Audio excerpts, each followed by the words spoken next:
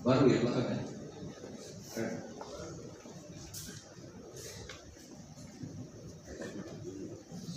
Biasa. Puji Tuhan. Bilangan pasal 6. Ini ayat-ayat yang sudah sangat familiar bagi kita semua. Bilangan pasal 6, Bilangan pasal 6 ayat 22 sampai 27. Bilangan 6 ayat 22 sampai 27. Oke. Sudah dapat? Perhatikan firman Tuhan. Tuhan berfirman kepada Musa, berbicaralah kepada Harun dan anak-anaknya, beginilah harus kamu memberkati orang Israel. Katakanlah kepada mereka, Tuhan memberkati engkau dan melindungi engkau. Tuhan menyinari engkau dengan wajahnya dan memberi engkau kasih karunia. Tuhan menghadapkan wajahnya kepadamu dan memberi engkau damai sejahtera. Demikianlah harus mereka meletakkan namaku atas orang Israel, maka aku akan memberkati mereka. Puji Tuhan. Ini biasa yang kita dengar kebanyakan kalau sebagai doa penutup, doa berkat, karena memang ini doa berkat imam. Karena memang doa berkat ini ditujukan pada akhir ibadah. Dalam Perjanjian Lama ini ditujukan kepada Israel dalam ibadahnya pada ibadah pagi atau ibadah petang. Namun para ahli mengatakan bahwa doa berkat ini hanya disampaikan pada ibadah korban pagi, karena korban petangnya belum datang. Karena dipercaya korban petangnya itu adalah Kristus sendiri yang menjadi korban di atas kayu salib, meninggal atau mati pada petang hari. Jadi korban yang dimaksud itu korban pagi. Nah, Bapak Ibu Saudara kasih dalam Tuhan, ketika imam mengangkat tangannya, kalau kita biasa begini ya, karena jemaatnya kalau gereja Protestan satu yang mimbarnya tinggi, itu memang lebih pas dengan apa yang dimaksud. Karena pendeta atau imam di sini sebetulnya dia tangannya lurus ke depan, karena itu menyimpulkan dari huruf Ibrani Sid yang diambil dari kata Shaddai yang artinya Maha Kuasa. Jadi ketika imam memberkati umat dengan mengangkat tangan, maka itu dipercaya bahwa Allah yang Maha Kuasa yang memberkati hanya melalui imam, tapi imam tidak punya kuasa apapun untuk memberkati umat. Tuhan yang memberkati. Bapak Ibu yang kasih Tuhan, di sini kalau kita melihat ya, bahwa Tuhan menyampaikan itu melalui Musa. Musa harus meneruskannya kepada Harun dan anak-anaknya, para imam.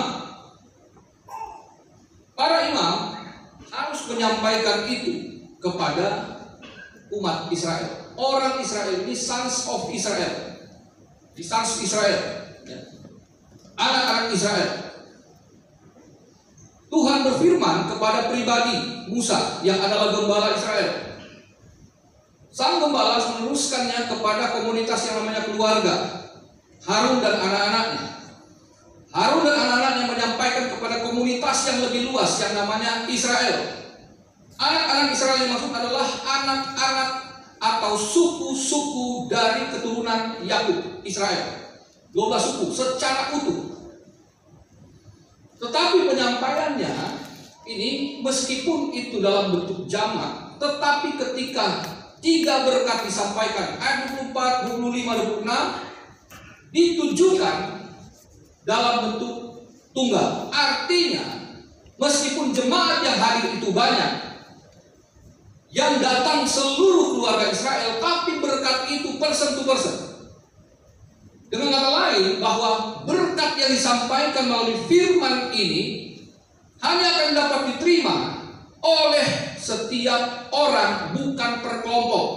Ditujukannya kepada kelompok, tapi berkat itu untuk pribadi.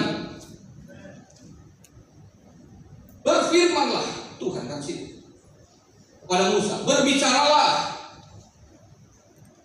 kepada Harun. Nah, kalau dari begini Pak, kalau dari teks Ibrani itu lebih menarik karena dia menggunakan kata kerja yang berbeda. Berbicara dengan berkata di sini beda.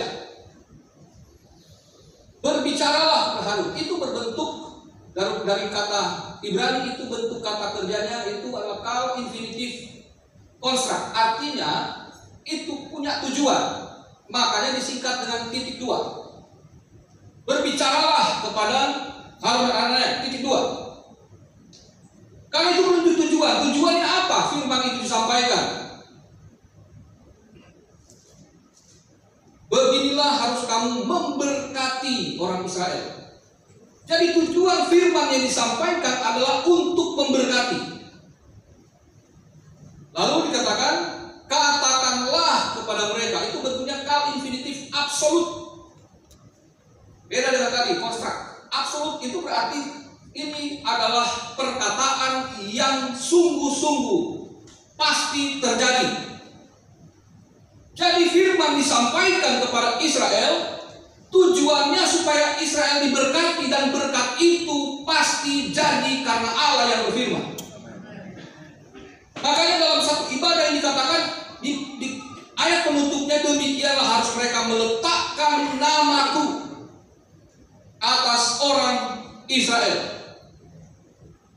Jadi setiap kali Israel beribadah, di sana nama Tuhan adalah pusat penyembahannya. Harun, imam-imam yang lain, Musa sang gembala, hanyalah Allah. Artinya ketika Tuhan bilang memberkati, itu menunjukkan sesungguhnya Allah hadir, Allah bertindak, Allah menyatakan kasih-Nya kepada seseorang dan lingkungannya. Jadi Bapak Ibu, ternyata dalam peribadatan ini dari awal Tuhan sudah nyatakan ibadah itu serius banget, sangat serius. Dan inti dari ibadah adalah pemberitaan firman itu.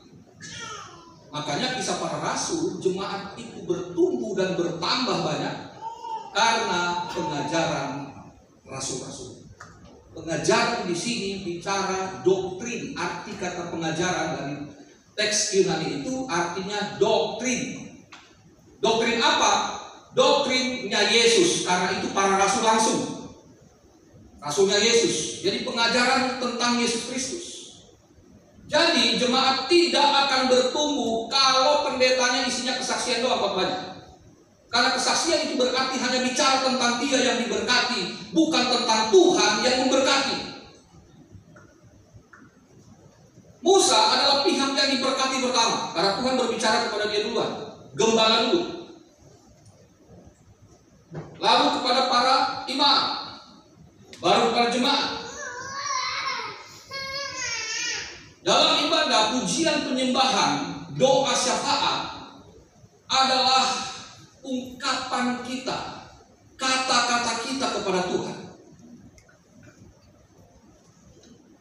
Firman berarti Tuhan yang berbicara.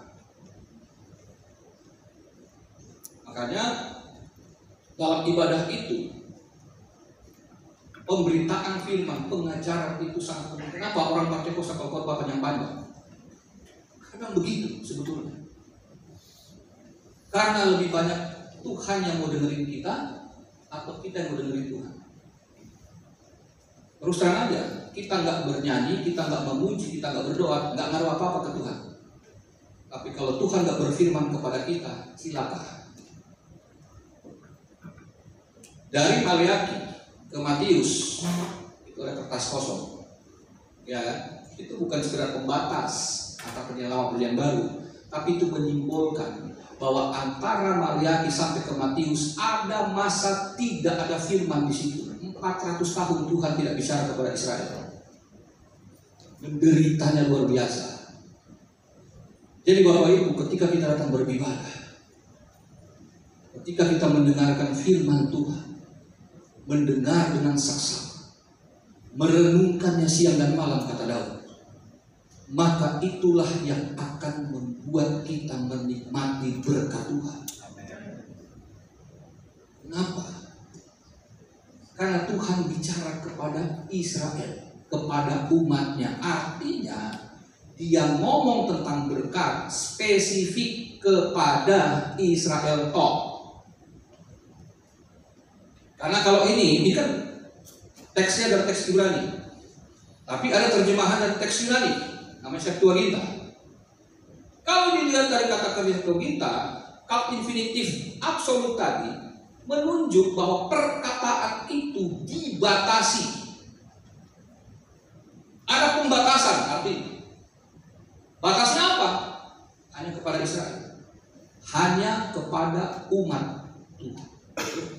Makanya ketika Tuhan Yesus bicara tentang perumpamaan mengenai penabur, para murid bertanya, kok disampaikannya dalam perumpamaan?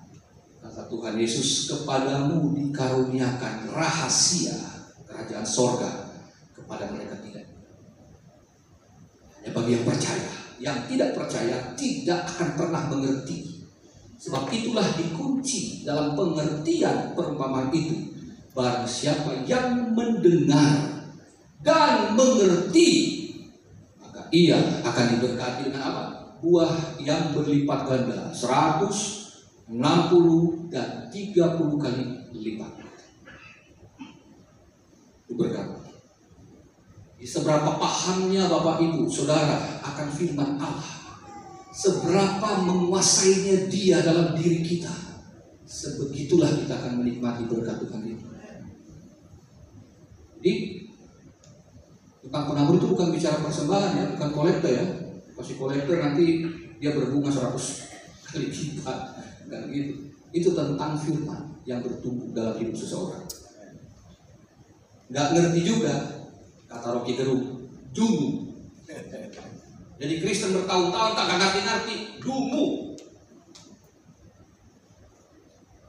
Oh, iya dong. Habis ini bicara tentang berkat Tuhan kepada umat. Jadi ketika Bapak Ibu ngumpul seperti ini, berarti Bapak Ibu adalah orang-orang yang sangat beruntung karena masuk dalam kategori orang-orang yang diberkati, karena Bapak Ibu Saudara adalah milik kepunyaan Allah. Amin. Spesifik dia bicara, khusus dia tak bisa memang. Makanya mereka nggak ngerti tentang Alkitab, dia nggak ngerti, nggak bakal ngerti. Mereka tidak diilhamkan Roh Kudus. Oh, percaya Yesus kata gimana percaya Roh Kudusnya? Enggak mungkin. Karena 3 berkat yang disampaikan di sini selalu dimulai dengan Tuhan, Tuhan, Tuhan. 3 kali disebut kata Tuhan, sesungguhnya itu tidak secara langsung namun telah tersirat dinyatakan tentang Trinitas, tentang Tritunggal Allah, yang kemudian dirumuskan dalam doa berkat dalam surat 2 Korintus pasal 13 ayat yang ke-13, ayat 13. Itulah yang diucapkan para gembala ketika menutup ibadah. Terimalah berkat dan anugerah dari Allah Bapa, citra kasih sayang daripada Yesus Kristus Tuhan dan Juru Selamat kita di dalam persekutuan dengan Roh Kudus menyertai kamu. Mulai hari ini, besok, dan sampai selamanya. Itulah isi dari Bilangan pasal 6 ayat 24 sampai 26 yang merupakan isi doa berkat itu. Ini memang, jadi jangan anggap enteng ketika doa berkat. Setiap kita harus mempercayai bahwa kita sudah mendengar firman. Dan ketika Allah berkata melalui hambanya, terimalah berkat, itu pasti jadi. Karena Allah yang bicara, bukan pendeta Yuli, bukan pendeta Theo. Kami hanya menjadi penyambung lidah Allah untuk menyatakan bahwa Allah benar-benar bekerja ketika mau meyakini Dia.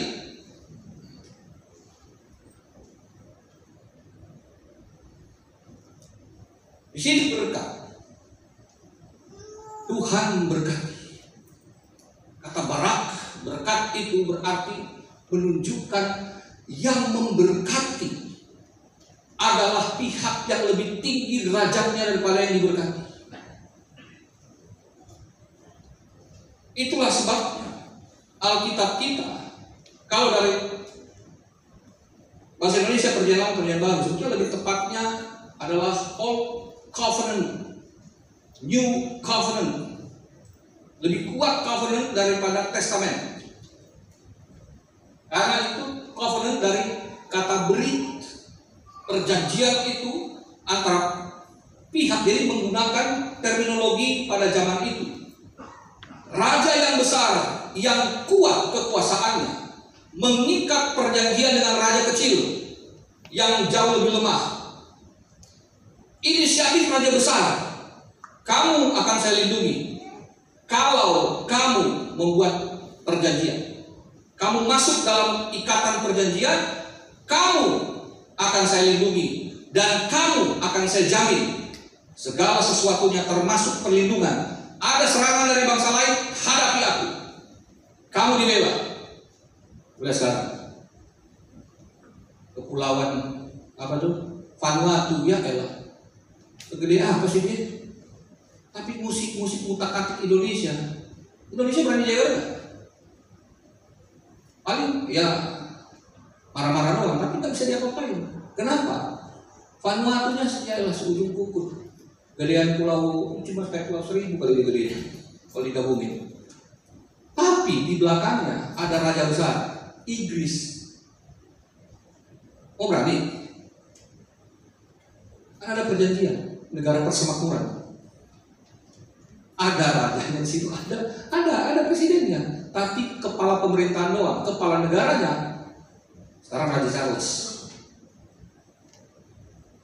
Tuhan ketika memberkati, artinya betul-betul dia memberikan jaminan yang seutuhnya kepada yang dijamin.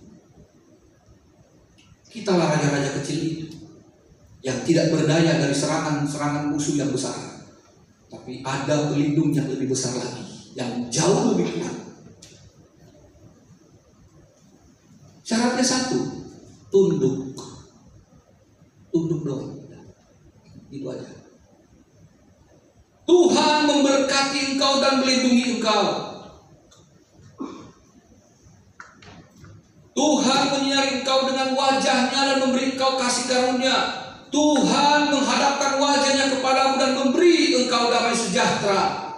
Tuhan memberikan berkat, menjamin dengan sinar wajahnya dan menghadapkan wajahnya. Berkat itu adalah berkat perlindungan, kemudian kasih karunia dan damai sejahtera. Dia bukan hanya memberkati umatnya, tapi dia melindungi umatnya supaya umatnya tidak dirusak. Bukan hanya ancaman dari luar, bukan hanya dari musuh-musuh luar, tetapi Tuhan melindungi umatnya dari berkatnya sendiri. Karena banyak orang Kristen setelah diberkati lupa Tuhan. Itu yang Tuhan cegah. Makanya kasus kemarin yang heboh itu ditunjukin foto-foto masa lalu sang jenderal ada di gereja. Orang bilang dia rendah hati banget. Tapi setelah jadi jenderal bintang 2, jadi lain, beda. Sombong. Jadi kalau Tuhan harus mencegah ini tidak terjadi. Maka dia melindungi supaya umat yang terima berkat jangan sampai dirusak oleh berkat itu. Berkat itu gak sama dengan sang pemberi berkat. Jadi yang terpenting di sini adalah penerima berkat harus menyadari bukan berkat itu yang terpenting. Semakin jemaat mendengar firman Tuhan, berarti jemaat itu harusnya semakin paham bahwa pada ujungnya bukan tentang berkat, tapi tentang Allah sang pemberi berkat itu. Bukan lagi tentang aku yang datang untuk mengatakan segala sesuatu yang menjadi kebutuhanku, ini itu. Tapi kita akan berkata seperti Daud, "The Lord is my shepherd, I shall not want." Kalau Tuhan jadi gembala, Tuhan yang prioritas hidup saya, maka aku gak butuh apa-apa. Pada hakikatnya Daud berkata demikian. Tuhan itu cukup bagiku. Itu sebabnya Raja Daud meskipun diberkati dengan kerajaan yang kuat, diberkati dengan kekayaan yang luar biasa, Mazmur-mazmurnya menyatakan bahwa ia tetap bergantung kepada Allah. Ia tidak akan dihancurkan oleh kegemilangan jabatan dan kekayaan. Konsisten dia. Bisa nggak kita gitu? Pada akhirnya pengiringan kita kepada Tuhan menjadi tidak bersyarat. Ya anak-anak waktu kita masih baru bertumbuh, ya pokoknya makanya Bapak Ibu kemarin ada kesaksian dari Bapak Alfian ya, bahwa Bapak Gembala di sini tidak mengajarkan bagaimana khotbah-khotbah tentang kelimpahan-kelimpahan materi, tetapi tentang kelimpahan kerajaan Allah, itu tentang yang rohani. Kalau nonton di YouTube banyak yang khotbah-khotbah tentang berkat-berkat kelimpahan materi mulu, pindah channel.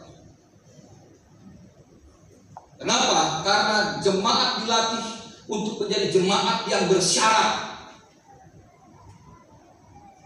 Motifnya melayani, motif beribadah adalah semata-mata selalu tentang berkat untukku apa Tuhan aku datang. Tapi semakin jemaat bertumbuh, kesadarannya bahwa setiap dia datang kepada Tuhan di hari ibadah minggu sekarang udah ada Bedstone pagi dan sebagainya, kita datang karena Tuhan. Itu aja. Gak ada yang saya pengen melayani Tuhan, itu aja. Nah. Karena orang-orang yang senantiasa berpusat kepada dirinya, itulah orang-orang yang pada akhirnya kata Tuhan Yesus, orang-orang yang khawatir melulu dalam hidupnya. Makanya selalu tentang aku kurang. Itulah yang dicari oleh bangsa-bangsa yang tidak mengenal Allah. Karena kalau kamu kenal Bapamu, kamu gak akan khawatir akan hari esok. Kenapa? Karena biasanya orang khawatir karena prioritasnya bergeser. Hidupnya bukan mencari kerajaan Allah, hidupnya mencari tentang kebutuhannya. Padahal kata Daud, kebutuhan utamaku adalah Tuhan. Musa adalah gembala yang senantiasa dipuaskan dengan kehadiran Tuhan.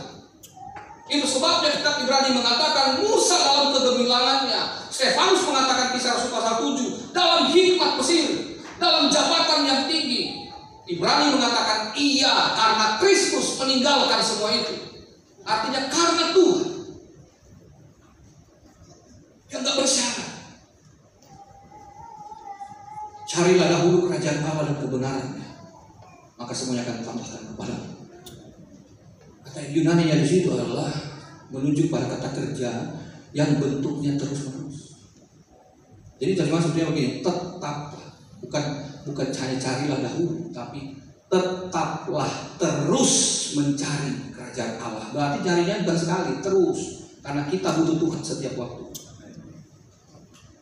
Carilah dahulu. Proton, bukan mobil Malaysia. Proton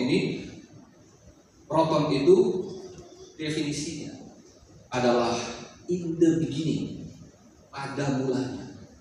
Pada mulanya itu mengingatkan kita pada Kejadian 1 ayat 1. Pada mulanya Allah. Yohanes 1 ayat 1. Pada mulanya firman, dan firman itu adalah Allah. Berarti dalam hidup kita prioritas utama tidak lain tidak bukan Allah. Kata itu terjemahannya bukan maka. Kalau sudah cari Allah kerajaan dan kebenarannya, maka itu kurang tepat. Teksnya kai itu dan semuanya itu akan ditambahkan, dan semua keperluanmu akan ditambahkan kepadamu. Bukan sebagai bentuk kausatif, artinya ada sebab akibat. Karena saya mencari Tuhan, maka Tuhan memberi. No, ini bicara tentang konsekuensi. Itu kata kaya di situ. Jadi tidak menunjukkan karena saya cari, itu motif, itu menunjuk motif. Kalau saya melayani, kalau saya khotbah hari ini, saya akan dapat PK sekian. Bukan itu motif saya. Karena saya selalu menerima undangan, tidak pernah pilih. Yang gak dapat PK pun saya datang, diundang lagi saya datang. Dan seringkali kalau dari ibadah kami kan pakai tempatnya rumah Tante Widya. Kalau habis ibadah saya harus melanjutkan ibadah berikutnya melalui Zoom. Ada persekutuan orang Nado se-Indonesia. Habis melayani jemaat pulang, saya ibadah lagi. Gak ada PK. Diundang lagi, saya layani lagi. Karena motif saya adalah tentang kerajaan Allah dan kebenaran. Saya nggak perlu mikir. tentang kebutuhan saya. Karena di pikiran saya adalah bagaimana saya menyampaikan tentang Allah kepada jemaat. Musa, Harun menyampaikan kepada jemaat. Itu aja. Maka kata Daud, aku tidak kekurangan apa. Gak perlu minta-minta. Beda ya. Kadang-kadang kan tipis banget bedanya. Aku pengen diberkati, maka layani Tuhan. Maka ada orang yang berkata, cukup, saya nggak mau melayani. Saya sudah berdoa, Tuhan nggak jawab. Saya bilang jangan lupa Tuhan telah berkati kamu sekian lama. Itu kan kemarin. Sekarang buktinya. Oh, jadi cari kerajaan Allah, motivasimu itu. Tepat. Tapi di sini mencari kerajaan Allah dan kebenaran. Allah tentang Allah itu sendiri, bukan tentang berkat. Amin.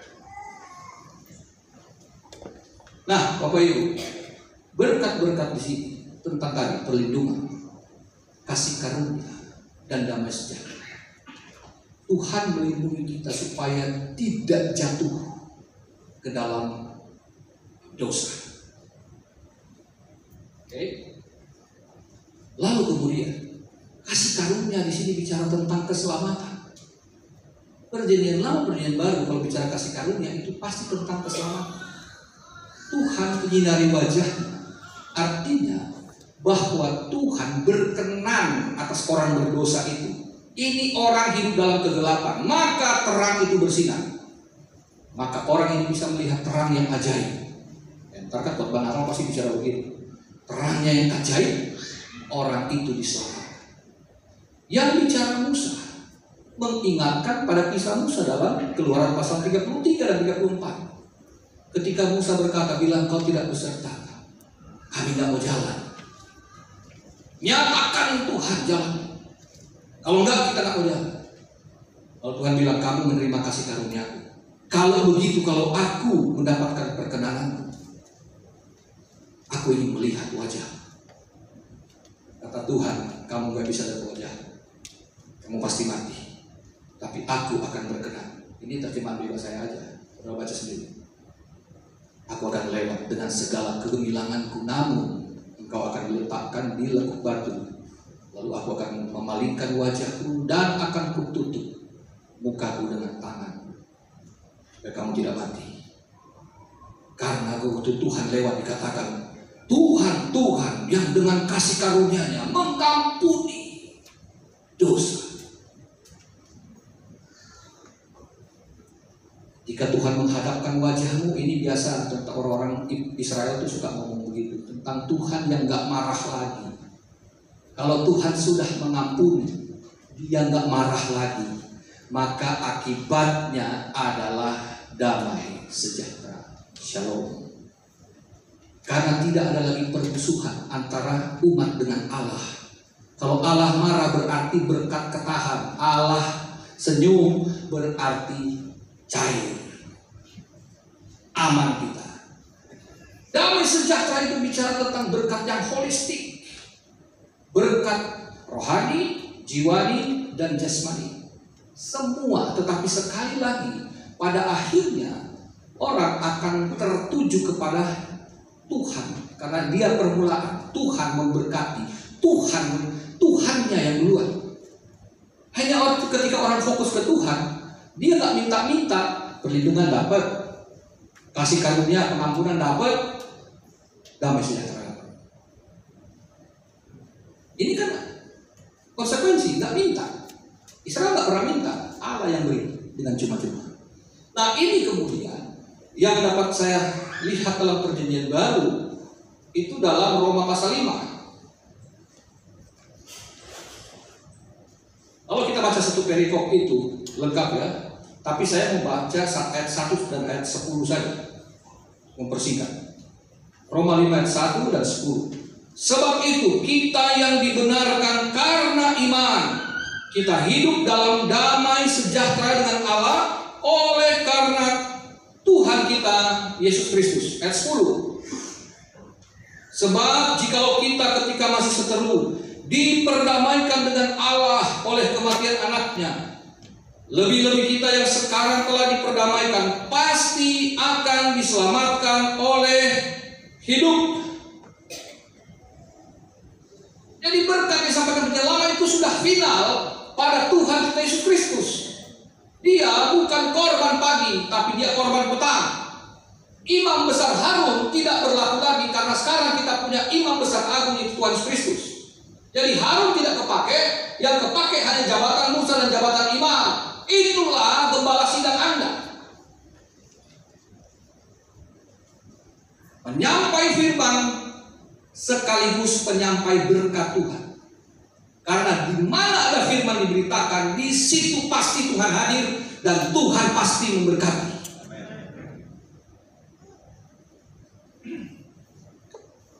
Jadi hamba-hamba Tuhan yang menyampaikan firman adalah orang-orang yang pertama-tama harus bersyukur banget karena potongan kayak kami begini dipercayakan dengan kehormatan besar untuk memimpin Bapak Ibu. Karena gembala belum tentu orang terpandai di sini, bukan? Belum tentu orang yang paling banyak duit, bukan? Tapi dia diberi kehormatan oleh Allah untuk memimpin anak-anak Israel, anak-anak Allah. Ketika Tuhan bicara, sampaikan kepada anak-anak Israel. Dia bicara bukan orang, sebenarnya anak-anak. Berarti sini bicara tentang berkat itu disampaikan dalam hubungan kekerabatan yang paling dekat antara Bapa dengan anak. Kalau bicara putra, zaman itu patriark ya, zaman patriark ini. Kalau bicara sons, anak laki-laki berarti itu pewaris. Spesial banget. Bukankah Paulus juga menulis dalam Roma pasal 8 ayat 17 bahwa kita akan menerima warisan kekal bersama-sama dengan Kristus. Ya. Karena kamu adalah anak, bukan lagi hamba. Israel bukan hamba di Mesir, tapi anak Allah. Kita bukan hamba dosa, hamba Allah, anak-anak Allah. Dengan demikian berkat itu pasti bagi kita dan terjamin dalam kekekalan, bukan hanya hari ini. Makanya Bapak Ibu, seringkali kita hanya fokus tentang berkat itu, berkat. Oh, kalau kita naik jabatan itu diberkati, usaha kita maju diberkati, gaji naik diberkati, apalagi gembala perpuluhan bertambah, oh semakin diberkati. Bukan itu. Sekarang pertanyaannya, bagaimana waktu peristiwa COVID kemarin? COVID-19 kemarin, 2 tahun lebih kan? Berapa banyak anak-anak Tuhan yang setia?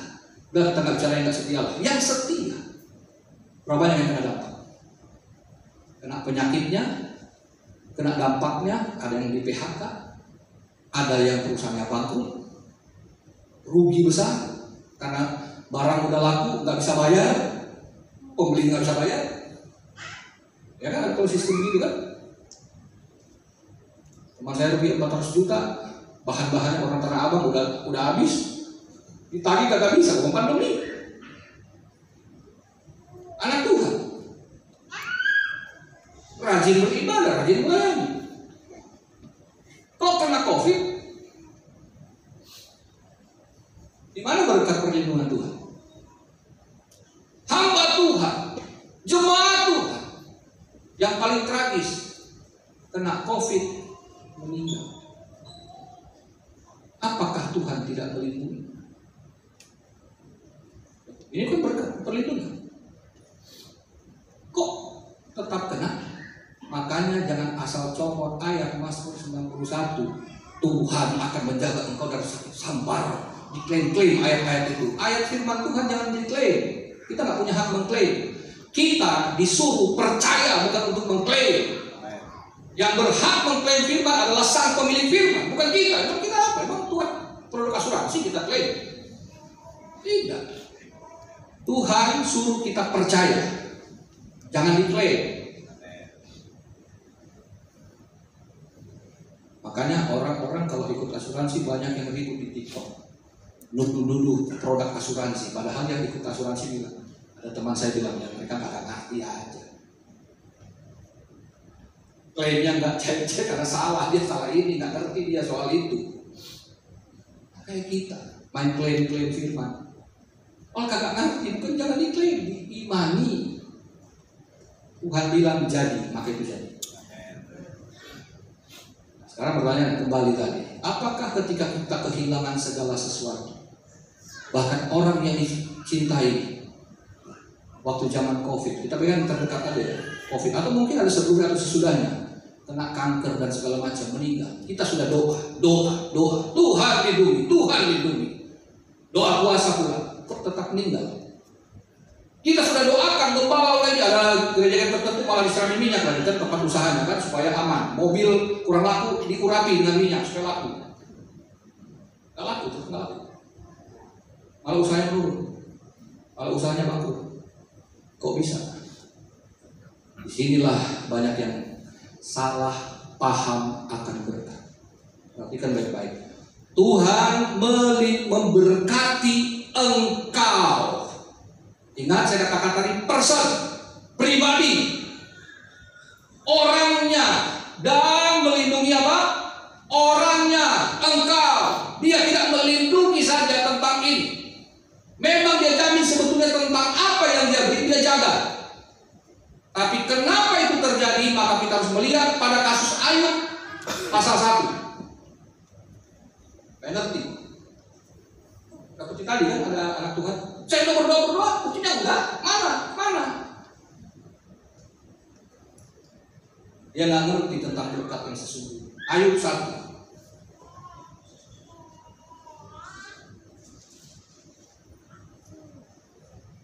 Ayat yang ke-10, ayat 9 dan 10. Lalu jawab iblis kepada Tuhan, apakah dengan tidak mendapat apa-apa Ayub takut akan Allah? Bukankah engkau yang membuat pagar sekeliling dia dan rumahnya serta yang segala yang dimilikinya? Itu bicara iblis bilang, Tuhan engkau kan melindungi dia, berkat-berkatnya engkau yang lindungi kan? Sekarang apa tuntutannya? Apa yang dikerjakannya telah engkau berkati, dan apa yang dimilikinya makin bertambah di negeri itu. Tetapi ulurkanlah tanganmu dan jamalah segala yang dipunyainya, ia pasti mengutuki engkau di hadapanmu. Maka kata firman Tuhan kepada iblis, nah segala yang dipunyainya ada dalam tanganmu, kuasamu. Hanya janganlah engkau mengulurkan tanganmu terhadap diri. Iblis menuntut apa? Cabut perlindunganmu dari semua yang dia miliki. Tapi kata Tuhan, silakan. Tapi jangan Ayubnya, orangnya jangan. Itu hakku. Dan fakta menunjukkan bukti Ayub kehilangan segala. Dia kehilangan bisnisnya, dari orang terkaya di sebelah timur menjadi orang termiskin di sebelah timur. Ayub kehilangan anak bukan 1, 10 anak mati semua. Apakah Allah tidak melindungi? Bukankah Ayub rajin berdoa, rajin beribadah, orang saleh dan jujur? Perlindungan Tuhan di mana? Ayub dirinya. Itulah berkatnya. Kadang kita, kok begini Tuhan, kok begitu, kok bisa berubah-ubah, kenapa saya bisa begini begitu? Loh, Anda masih hidup? Iya. Anda masih hidup, artinya Anda masih jadi orang yang diperhatikan, dikasihi, dan diberkati Tuhan. Ayub gak punya apa-apa lagi, dia kehilangan segalanya, tetapi dia tidak pernah kehilangan berkat yang terbaik, yaitu perkenanan bahwa dia boleh tetap hidup. Itu yang seringkali kita lupa. Kita berkeluh kesah tentang apa yang kita punya, yang di luar. Tuhan Yesus berkata, kenapa kamu khawatir? Bukankah hidupmu lebih penting? Jadi berkat Tuhan ternyata tentang kitanya. Yesus datang bukan untuk menembus barang emas kita di Pegadaian, Yesus datang untuk menebus kita dari jurang maut. Itu yang terpenting berkatnya, yang kita lupa. Terlalu kita fokus pada diri kita sehingga kita lupa bersyukur.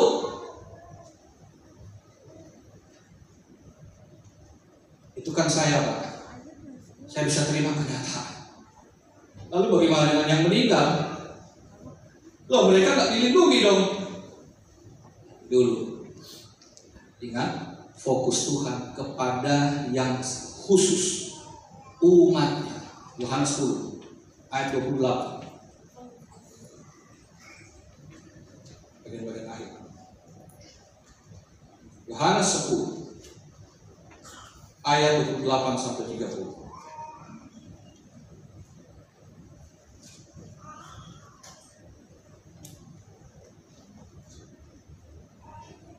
Ayat 27 ya mulai. Domba-dombaku mendengarkan suaraku, dan aku mengenal mereka dan mereka mengikut aku. Dan aku memberikan hidup yang kekal kepada mereka, dan mereka pasti tidak akan binasa sampai selama-lamanya. Dan seorang pun termasuk setan putar itu tidak akan merebut mereka daripadaku. Bapakku yang memberikan mereka kepadaku lebih besar daripada siapapun, dan seorang pun tidak dapat merebut mereka dari tangan Bapa. Aku dan Bapa adalah satu. Jadi keluarga kita dalam tangisan ketika COVID-19 ada yang kehilangan anggota keluarga, termasuk jemaat Antioquia, saya tahu. Pedih karena nggak bisa hadir di pemakaman sekalipun. Iya kan? Bagaimana dengan mereka? Apakah mereka tidak dilindungi? Tuhan menjamin bagi mereka yang meninggal, mereka adalah dombaku yang punya hidup kekal. Kalau mati pun itu tidak akan pergi ke tangan yang lain, karena mereka milikku.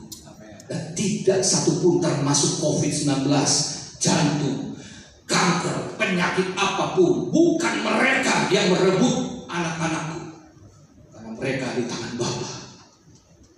Tidak mungkin ke tempat lain. Bukan kita bersyukur? Itu berkat. Berkatnya apa? Damai sejahtera. Kita tahu meskipun mereka meninggal, mereka di rumah Bapa yang kekal. Damai. Saya mengantar kepergian papa saya yang sakit kanker. Sebelum beliau meninggal, saya lewat. Hela-hela napas, Pak, kita nyanyi lagu favoritnya, El Shaddai, El Shaddai. Jangan takut, Pak. Yang menjemputmu adalah Tuhan dan Juru Selamatmu Yesus Kristus. Beliau pergi. 10 hari kemudian Om Joki. Kurang berdoa apa mereka? Orang-orang ini pelayan-pelayan Tuhan, tapi mereka diberkati dengan jaminan bahwa dalam Kristus mereka tidak ada yang dapat merebutnya. Amin. Karena itu dikontras di ayat-ayat sebelumnya. Domba-dombaku mendengar dan mengikut aku. Mereka kagak. Lihat sebelumnya, mereka bukan dombaku. Dan spesifik berkat itu kepada kita yang beriman kepada Kristus. Jadi kalau kita pun kehilangan segala sesuatunya yang mendawi, kita bersyukur karena kita tetap dilindungi Allah. Keluarga kita yang pergi mendahului kita, mereka pun aman dalam tangan Allah. Bahkan kata Paulus, ini ayat penutup, Roma 8 ayat 30.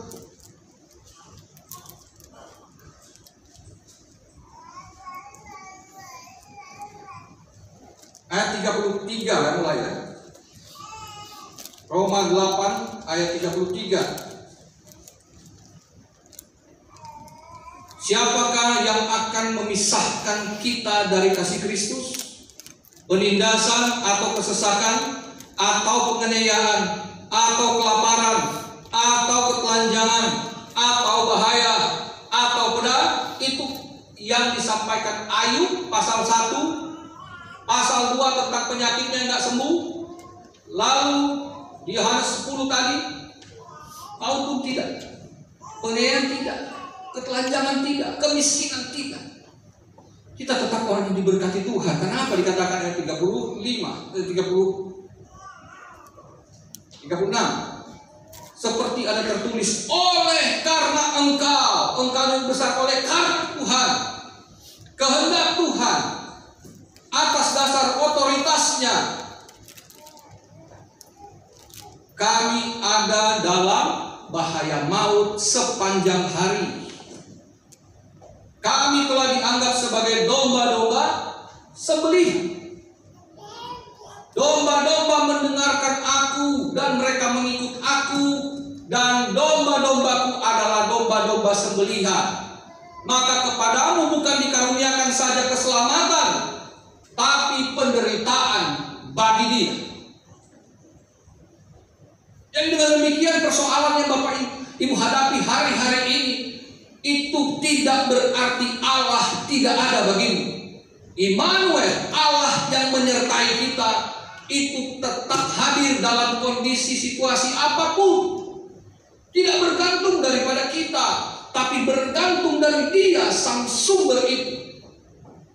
Israel telah melewati masa kelam berabad-abad, dan perjanjian lama kita melihat Israel dalam penderitaan sampai terakhir ancaman Holocaust pada zaman Nazi, dan sampai hari ini terus dimusuhi. Tapi Allah tetap membela mereka karena nama mereka ada nama Tuhan. Di mana namaku diletakkan di sana, kata Tuhan, aku memberkati mereka. Israel, El, ada nama Allah di situ. Dan kepada kita ada Immanuel, ada Allah yang menyertai, yang namanya Yesus Kristus yang kita imani. Berarti sebagaimana Israel mampu bertahan dari abad ke abad, ditekan, dianiaya, diancam pembunuhan massal, Allah tetap menyelamatkan. Demikian dengan Bapak Ibu Saudara saya. Dia bukan hanya menolong yang kemarin, tetapi Dia Kristus sama hari ini, kemarin, hari ini, dan besok sampai selama-lamanya. Haleluya.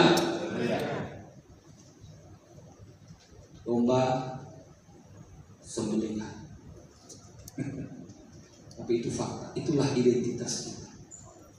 Allah ada, tetapi dalam semuanya itu kita lebih daripada orang-orang yang menang oleh Dia yang telah mengasihi kita. Sebab aku yakin bahwa baik maut maupun hidup, baik malaikat-malaikat maupun pemerintah-pemerintah, baik yang ada sekarang maupun yang akan datang, atau kuasa-kuasa, baik yang di atas maupun yang di bawah, ataupun sesuatu makhluk lain, termasuk setan-setan itu, tidak akan dapat memisahkan kita dari kasih Allah yang ada dalam Kristus Yesus Tuhan kita. Amin. Haleluya.